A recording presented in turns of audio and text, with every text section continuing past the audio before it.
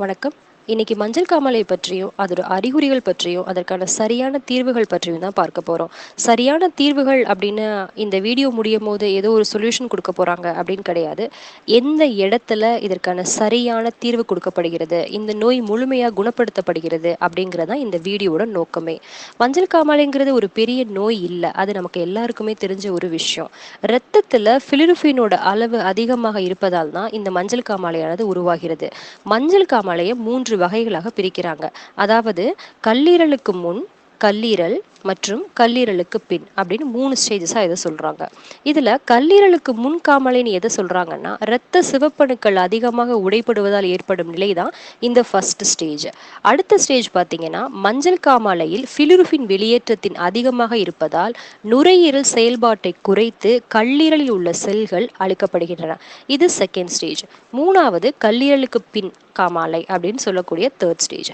இந்த ஸ்டேஜ்ல என்ன ஆகும் அப்படின்னா, பித்த நாளத்துல பித்த நீர் செல்வதில் ஏற்படும் தடையினால் உண்டாவது ஆகும்.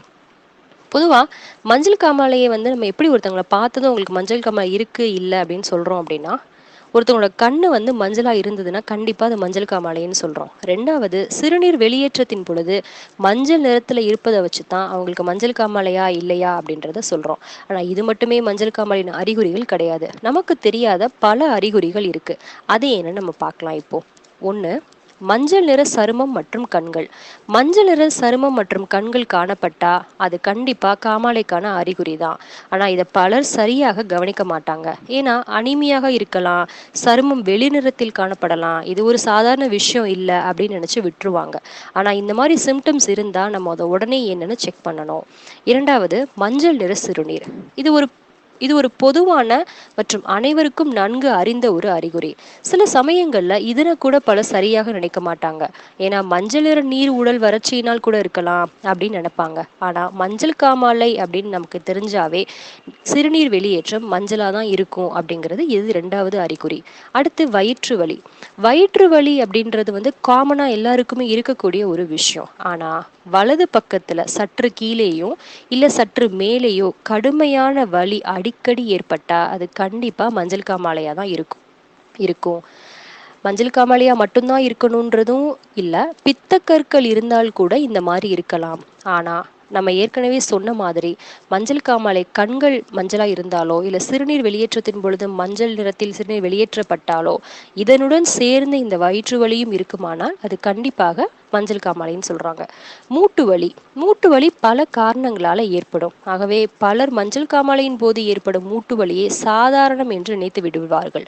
ஒருவேளை மூட்டு வலியுடன் வேறு ஏதாவது மஞ்சள் காமாலைக்கான அறிகுறிகள் தென்பட்டால் நம்ம உடனே என்னன்னு செக் பண்ணி ஆகணும். அடுத்து பசியின்மை.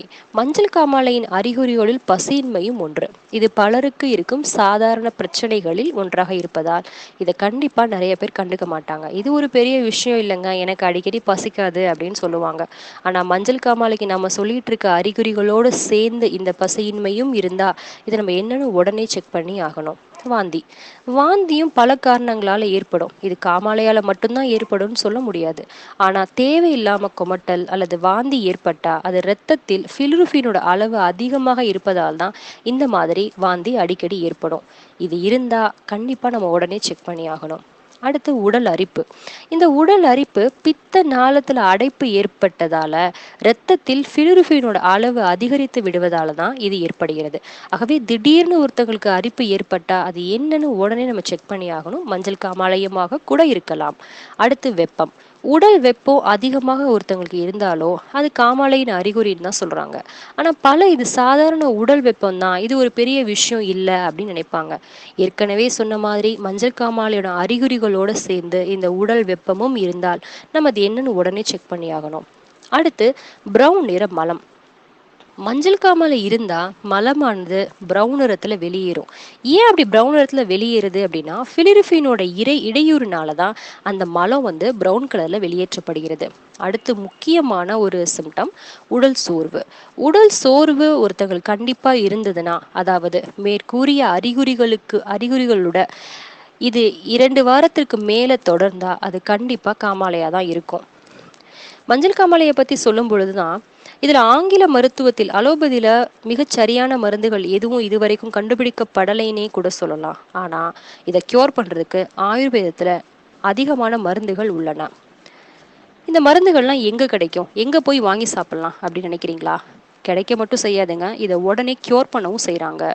முழுமையா இத கியூர் பண்ண செய்றாங்க.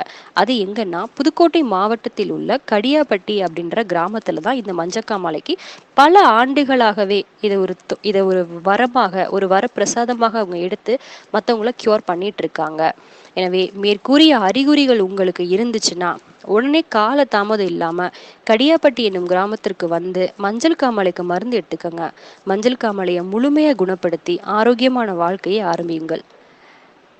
மேற்கூறிய சொன்ன விஷயங்கள் உங்களுக்கு பிடிச்சிருந்தா தமிழ் சேனலை சப்ஸ்கிரைப் செய்யுங்கள். நன்றி.